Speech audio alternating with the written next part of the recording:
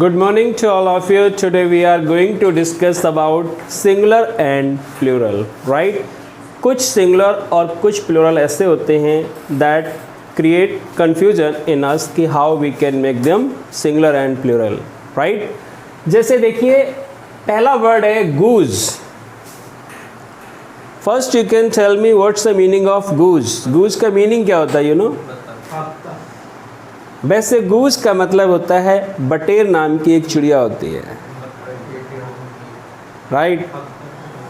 And the quality of this bird is that this bird never fly very high, all the time it flies in shorts, in instalments. ये थोड़ा थोड़ा करके उड़ती है भाई, right? तो गूज का मतलब होता है बटेर नाम की चिड़िया, और अगर इसका प्लूरल करें तो क्या होगा बता सकते हो भाई? राइट? गूज का प्लूरल होता है गीज. देखिए कितना अंतर है भाई, राइट? गूज और geese. If you don't know about this, अगर इसको पता ना हो हमें, can you change so much? क्या इतना चेंज कर सकते हो भाई? Not possible to change. तो कुछ चीज़ें ऐसी होती हैं जो केवल हमें जानने के बाद ही पता लगता है कि इसका सिंगुलर और प्लूरल क्या हो सकता है. इसमें अगर आप ईएस लगा दो तो गलत हो जाएगा, ओके?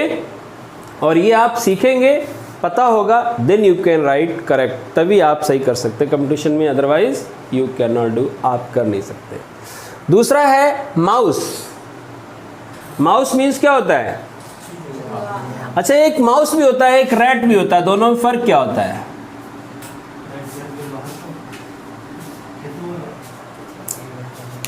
राइट? जो जंगल के रहने वाले यानी घर के बाहर के चूहे होते हैं, they are called the rats, and those rats who are living inside the house, they are called the mouse. A mouse is only a one, right? Single. और अगर बहुत ज़्यादा हो तो फिर क्या बोलेंगे? तो फिर बोलेंगे माइस.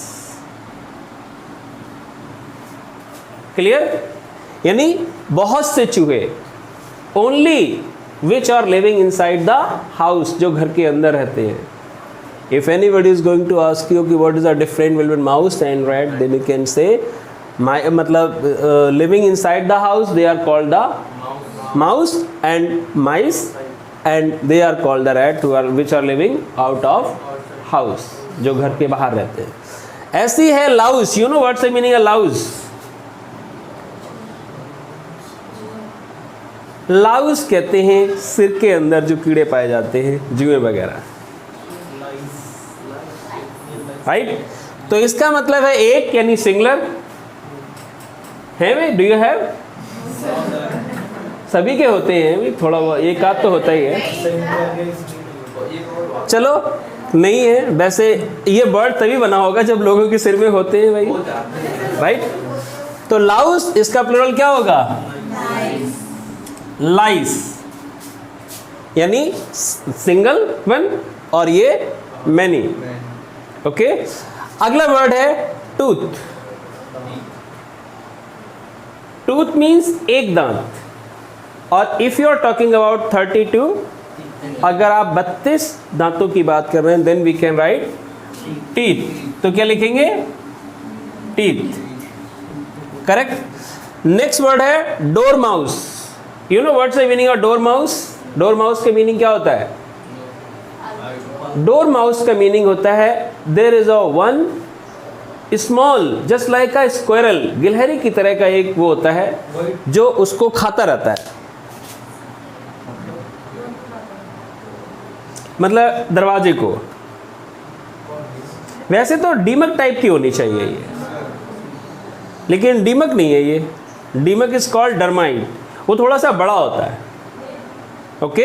तो it is called the door mouse. और इसका प्लूरल क्या होगा? मतलब ये भी एक प्रकार का चूहा ही है, घर के अंदर रहने वाला, जो गिलहरी के उसका ही होता है, आकार का है, लेकिन it is called the door mice, right? और वैसे जो होती है डीमक, उसको क्या बोलते हैं? उसको बोलते हैं डर्माइट. DERMITE, डर्माइट, डीमक. अगला है फुट. फुट का प्लूरल क्या होगा भाई?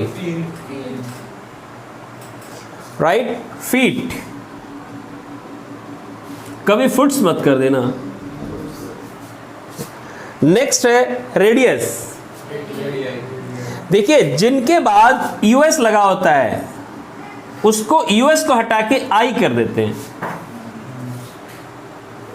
अगर यूएस लगा है तो यूएस कटा दो और एक ऑलरेडी आई दिया हुआ है और एक आई और हो जाएगा तो क्या हो जाएगा, आई आई यानी डबल आई, रेडियाई। ओके, किसी में भी लगा हो मान लीजिए आप। ऐसे अगला वर्ड है एक्सिस।